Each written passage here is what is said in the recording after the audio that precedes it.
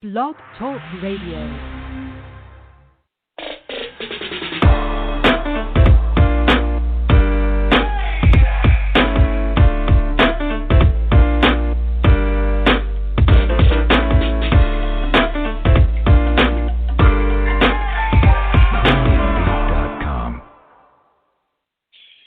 Yo, what's good, people? This is your host with the most, LJ. We back at it another week, another episode of What's the Word with LJ Mental Podcast.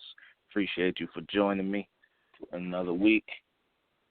And so, I must admit, this week has been a little tough for me. This last couple of days, actually, has been a little rough for me. And the reason why, it's not because of the pandemic. And I told you last week on my last episode that I had to go back to my hometown of Buffalo, New York, to deal with some personal business, my family. And just got word that a very close aunt of mine has passed away. So I'm feeling some type of way about it. We kind of keep going, and I'm going to keep going doing what I got to do here. And I know that's what she would want me to do, is to keep going. And she was always the type, my aunt Bernadette Bates. She's the one that passed away yesterday, and we knew it was coming. And it's been a little rough, but she didn't want nobody crying, and that's we got to keep it going. It goes on. And I would love to hear from anybody else that's dealing with loss of a loved one. And shout out to you people that's still around, still keep it going for your close loved ones. I know it's hard, and I wish I could say it'd get easier, but as time passes, hopefully it gets better for you, and you just keep praying and keep going. And I know it's hard for all of us that has lost somebody, and I wish everybody out there the best with that. So, yeah, I just wanted to start off the show with that. So, and starting this week, I'm kicking off a new segment called What's the Word of the Week? So I'm going to have a word of the week, and I've been hearing different things, and I was trying to figure out what works with this word. And I wanted to talk about things that are underrated. Some things you could say now, how can you say it is underrated? I'm going to get into that. So, let's talk about the signing, because I'm been paying attention to what's going on with the NFL. And interesting, the New England Patriots signed Cam Newton on a short 1-year deal. In this smart, typical Patriot, Bill Belichick fashion for this type of situation. And what the New England Patriots and what Bill Belichick does, Belichick is the king of your trash is my treasure. Belichick was the king of that, taking players that have thrown by the wayside by organizations, people don't want them, and Belichick brings them in, and they end up going to a Pro Bowl or getting the most out of them via Randy Moss, Wes Welker, Deion Branch, Corey Dillon, some names to mention out there. I remember when Wes Welker was done, basically with Miami, like he was not a very good player in Miami. He goes to New England and breaks all type of records with Tom Brady. So, see, this signing with Cam Newton is typical Belichick fashion. I'm not surprised one bit. I actually really love the move. And I think it's actually underrated, even though it's on the top of the news of everybody because it's the New England Patriots. I think it's an underrated move because I think Cam Newton, even though you could say his completion percentage ain't been the best, that's cool, whatever, but I mean, he can still get back to his Superman and dab in the end zone and touchdown celebrations, all that, but not winning too many games. But I think Belichick can get the most out of him. I really do. I mean, because Cam is a good quarterback. He was really good in college and got in the NFL with the Panthers. Did get to a Super Bowl, won MVP. But he has some up and down years. But I really believe he will get back to form with the Patriots. I don't think he's going to be Tom Brady because nobody's Tom Brady. But Cam, I think he's going to be all right. I do. What y'all think? Y'all think he's going to be all right with New England? Because I've been hearing people say, yeah, it's a good move, but, I mean, it's still going to be 7-9, 8-8. I think they're going to be a playoff team. They might be a wild card, but this is really an underrated move because of what I still think New England needs some offensive pieces because they receiving core is pretty trash. I think they could get somebody maybe on a trade or sign a receiver, tight end, something. I really think New England will be all right. Plus, they still got a stout defense. So, yeah, I think Cam Newton signing is underrated. Also, what I'm really excited, I was excited when this happened, and I'm excited to talk about this, is the IG battle. I've talked about this before, about the different IG live battles between artists. And this one that happened this past Monday between the two legendary MCs from my home state of New York, of Fabulous and Jadakiss. And man, oh man, I was hyped for this one because I live in LA now. I'm always gonna rep New York. I don't give a fuck. I'm always gonna rep New York. And some of the greatest spitters of all time have come from New York. Now, I've had debates with people that the best rappers from Queens, but I mean, obviously, there's other parts of the city, other parts of the states that got some legendary MCs. But anyway, Jadakiss versus Fab. I initially said that it wasn't going to be close. Kiss was going to wash them. That's what really a lot of people I know that's hip-hop heads. The hip-hop heads I talk to and know say, yeah, it's going to be a wash. Jada going to wash them. It's not close. And I was thinking the same thing. And I was looking at it, too, like, because Fab got records.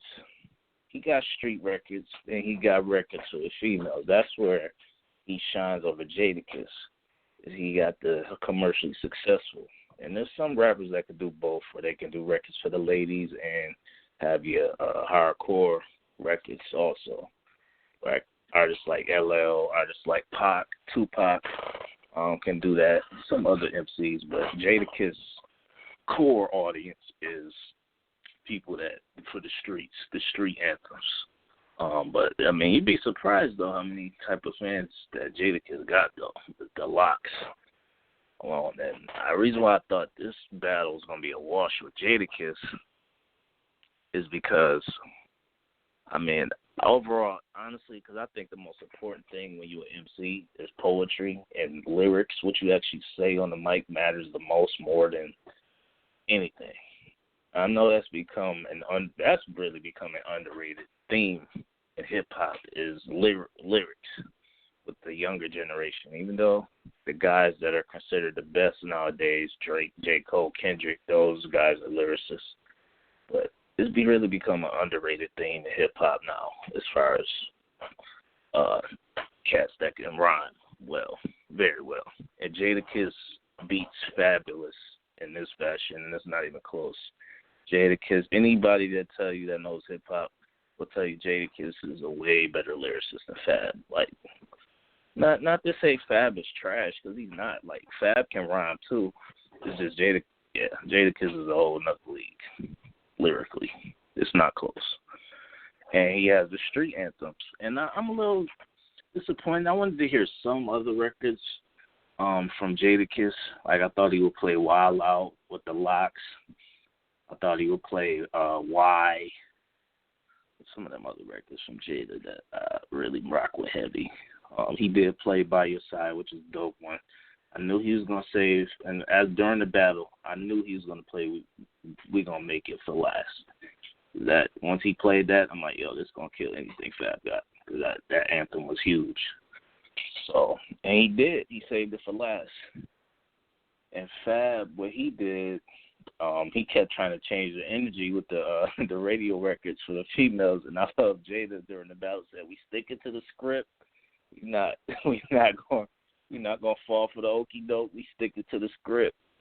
And Jada just stuck with his guns. And any polls, I know they had some polls, and they said Jada, all of them I saw said Jadakiss won. And I believe he did anyway. So I think Jadakiss is a better artist. I was not saying, like I said, Fab is not trash. But Jadakiss is a superior MC. He just is. And he got better records. So, and I just think it was dope. It was a very dope battle overall, not just for New York, but for fans as a whole of hip-hop. I think it was a really dope battle, and I think it was needed. And I'm really actually surprised that, if I really look at all these IG battles, I'm surprised some of the younger artists haven't done it. All the ones I've seen have been like legends.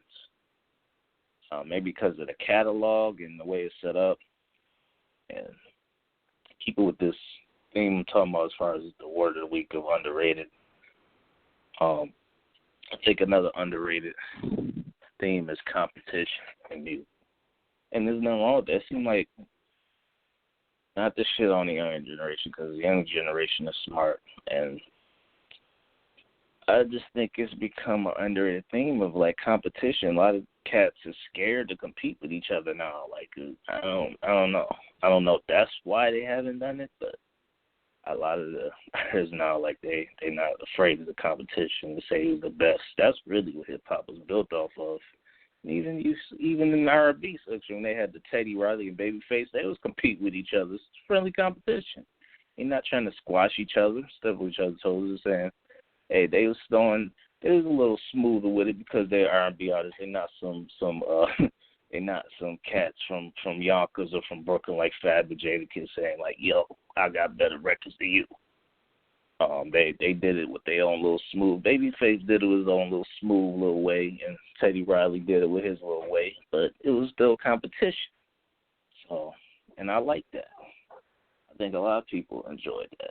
But yeah, that battle was really dope. I enjoyed it a lot, and I was hyped for it. I was super hyped.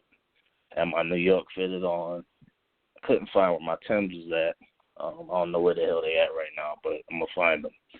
But yeah, it was a dope battle, and I think Jadakiss did win. He didn't body him as much as I thought he would, because Fab played a couple records, like the 6 Minutes of Death. That was on Cassidy's album. Fab's verse was good on there, and I forgot what record Jada played during that little round.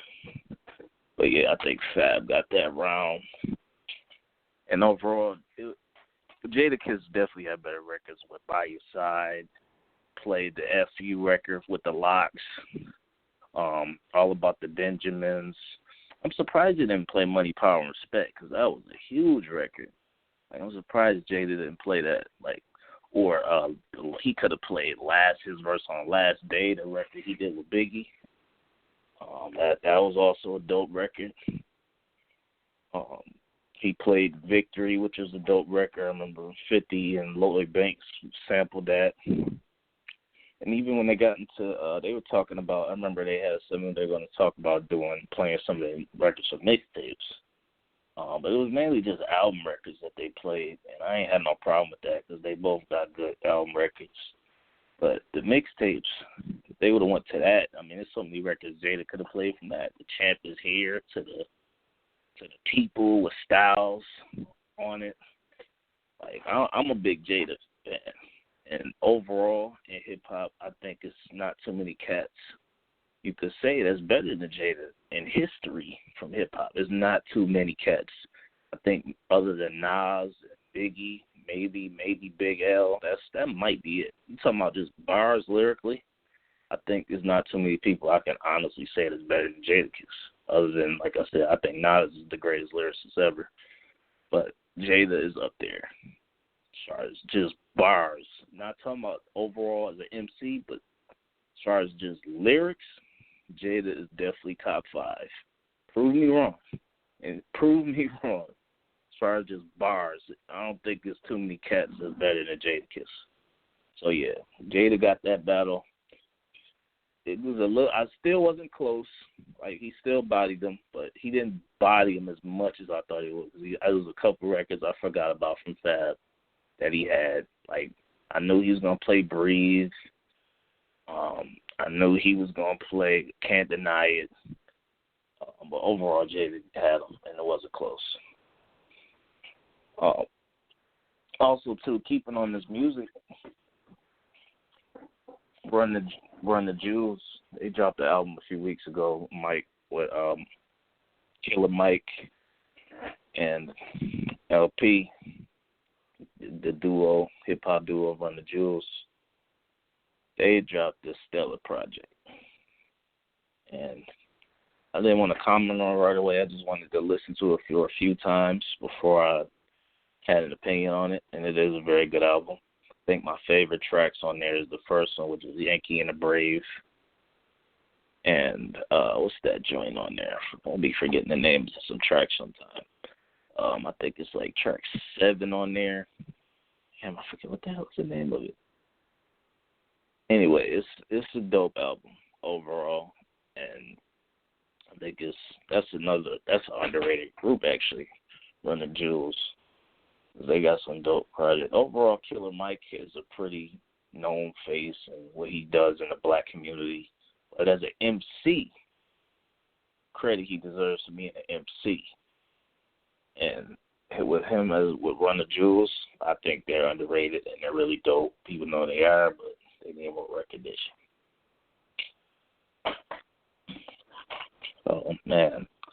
And it's been interesting just seeing everything with the pandemic and what's going to be considered the new normal.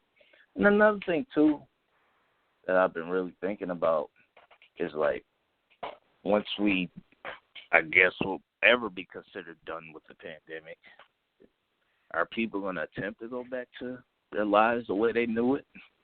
Or they have to adjust to something new forever, the way people work, however. And honestly, the things we're doing now with technology is really underrated. The reason why I say that is because we've had these tools for some years now. I mean, obviously technology is always improving every day, and they're trying to push this AI, artificial intelligence, to try and diminish some other forms of jobs, and I'm not okay with that. But overall, technology is changing every day. It's improving all the time. And it's underrated because we've had these tools, like, for example, it's all these Zoom meetings now. I'm not sure how long Zoom has been around, but we've had Skype forever. And that's the way a lot of people are conducting meetings now on a regular basis. You know, they've had meetings like that all the time before, but now it's like people are doing interviews that way, job interviews. The way you're conducting business is very different now. A lot of things are virtual. We've had these tools at our disposal, just they weren't being utilized. So that's why I say it's underrated. We've had the tools, but now we're being forced to really utilize what we have available. We're forced to get creative, and we've had tools. So, yeah, I think that a lot of this stuff we had available has been underrated for a while, and we're starting to utilize it.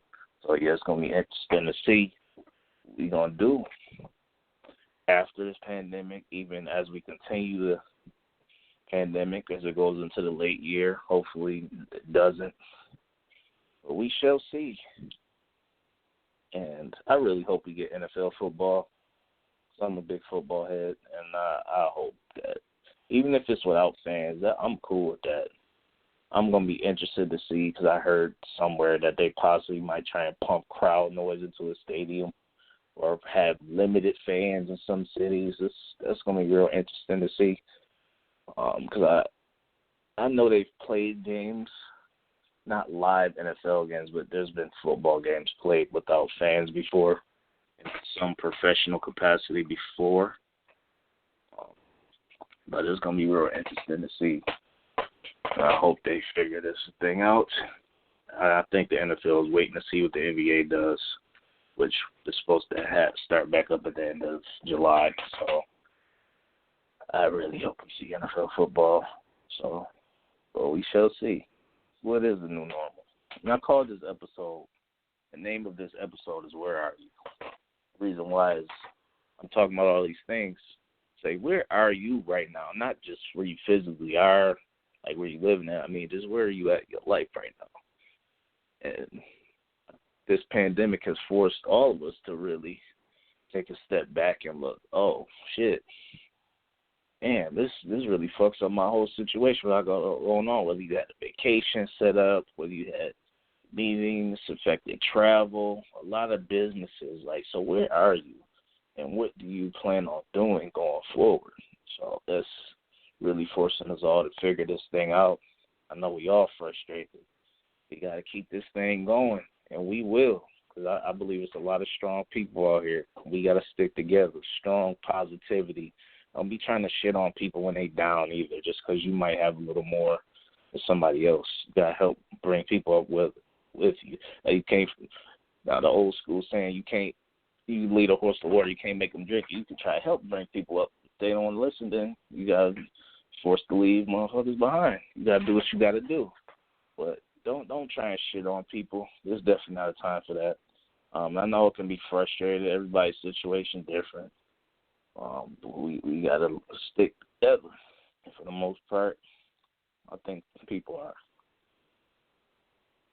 Now, one thing I want to comment on, too, it's been getting on my nerves hearing, getting back to the music real quick. I got to talk about this. I'm tired of cats disrespecting Tupac, when it comes to lyrics. Because I hear it all the time, and I've heard it even recently. The fact that Tupac is still being talked about after being killed 24 years ago, 1996 is when this man died. The fact that he's being talked about almost on a regular basis shows you how great that person is to still be talked about as much as he is. I don't think anybody else that's been gone for that long has been talked about as much as Pac has. And I hear cats all the time say Pac ain't a lyricist. And I think he's actually underrated as a lyricist. Not underrated as an artist. You listen to what I'm saying here. Obviously, he's not underrated as an artist because he's known around the world. And I think the first name that comes to mind when you say hip-hop around the world is Tupac. That's going to be the first name. I see murals in Brazil, in Mexico, and France, murals all over the country. The first name that's going to come to mind when you talk rap is Tupac. I'm talking about as far as bars, clever lyrics. The names that come to mind when you talking about that is Nas, Biggie, Pun, guys like that. But I think it's the reason why I think Pac is not looked at as a lyricist because of the type of records he had that were singles, like Dear Mama, Keep Your Head Up, Brenda's Got a Baby, I Get Around. And those aren't records where he's not trying to fool you. He's not trying to make you, I mean, he is trying to make you think as in, like, keep your head up, like, change the way a man should treat women, I think, on that level. But he's not making you rewind the track to say, like, yo, did he really just say that? But I think he's underrated as a lyricist because you have records where he does spit like that. You got records like Ambitious as a Rider, Holla at Me, Troublesome. But listen to Troublesome thoroughly. This is a line on there is one of the illest shit I ever heard in my life. On that record, Troublesome, he says some shit that's so prophesied so accurately that I'm like, it's wild. At the end of his first verse, this man said, he has talked a lot of shit, but that's after I'm gone because they fear me in the physical form. That's cold because when you look at it, when Pac was alive, nobody was saying shit. They talked about it on his back. Nobody was really saying shit. After he was gone, there's been a lot of people talk shit after he was gone. Yeah, Funkmaster Flex calling out Tupac some years ago, saying that, he shot himself in the Quad Studios in New York. They called him Cheddar Bob. He shot himself. That he didn't really get shot 5 times. And you got this little young rapper, 03 Greedo, I think his name is, said that Pac was trash and said he would whoop his ass. I'm like, this man not even here to defend himself. So Tupac really prophesized this shit. You hear all these little idiots running their mouth about a cat they maybe been around a little bit or never even don't even know him for real or know his music like that. And that's just wild. So to me, that's one of the illest lines I ever heard because it's so ill and it's so true. Because he really happened.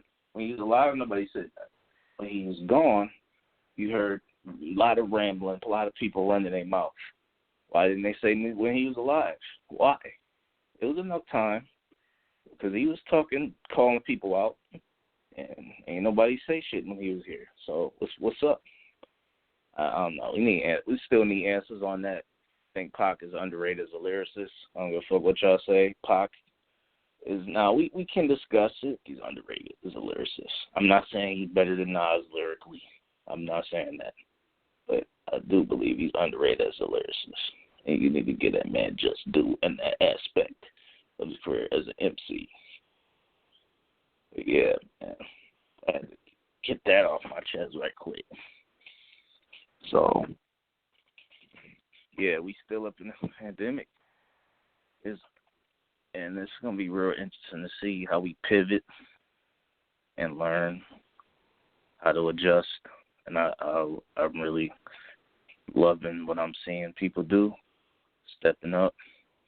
We got to keep it going. I got to do it myself. I got to do everything I can to spread some positivity and help make things better, because that's what it's all about at the end of the day.